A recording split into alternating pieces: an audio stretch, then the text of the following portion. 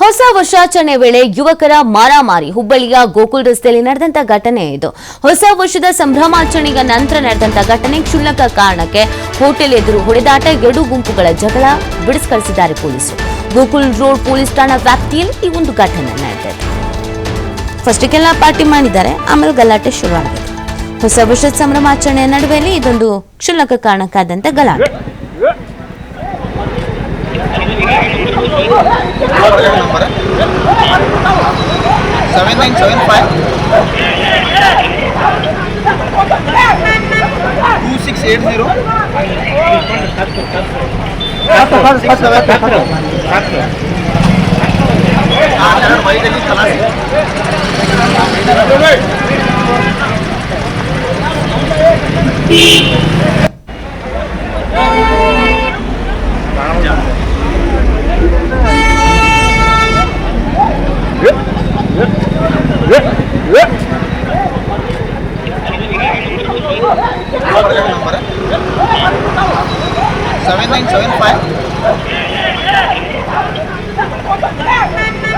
2680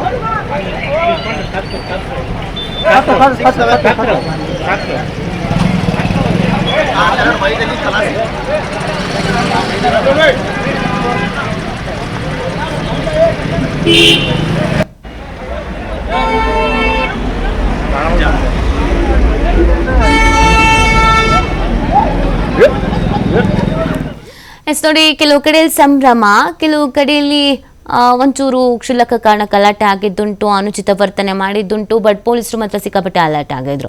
so ಹಾಗಾಗಿ ಆ ನಿಟ್ಟಿನಲ್ಲಿ ಎಲ್ಲ ತಡೆಯೋ ಪ್ರಯತ್ನಗಳೆಲ್ಲ ಆಗಿದೆ. ಇಲ್ಲಿ ಹುಬ್ಬಳ್ಳಿಯಲ್ಲಿ ಅದು ಚಿಕ್ಕ ಗಲಾಟೆ ಅಂತ ಹೇಳ್ತಾ ಇದ್ದಾರೆ. ಯುವಕರು ಹೊಡೆದಾಡ್ಕೊಂಡಿದ್ದಾರೆ, ಎಳ್ದಾಡ್ಕೊಂಡಿದ್ದಾರೆ.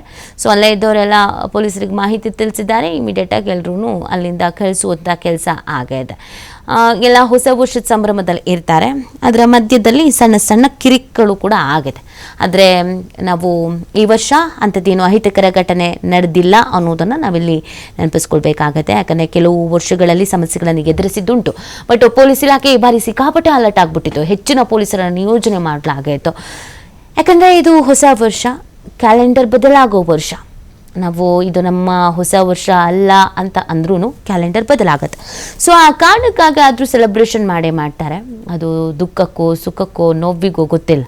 ಹೊಸ ವರ್ಷ ಬರುತ್ತೆ, ಹಳೆ ವರ್ಷ ಕಳೆಯುತ್ತೆ, ಹೊಸದೇನೋ ಆಲೋಚನೆ, ಹೊಸದೇನೋ ನಡೆಯುತ್ತೆ, ಹೊಸ ಭರವಸೆ, ಈ ವಿಚಾರವನ್ನು ಇಟ್ಕೊಂಡೇ ಹೊಸ ವರ್ಷವನ್ನು ಆಚರಿಸಲಾಗುತ್ತೆ. ಹಾಗೆಯೇ ಎಲ್ಲ ಕಡೆಯಲ್ಲೂ ಮಾಮೂಲಿ ಹೊಸ ವರ್ಷ ಅಂತಂದರೆ ಕಿಕ್ಕು, ಡ್ಯಾನ್ಸು ಇದೆಲ್ಲವೂ ಇದ್ದೇ ಇರುತ್ತೆ.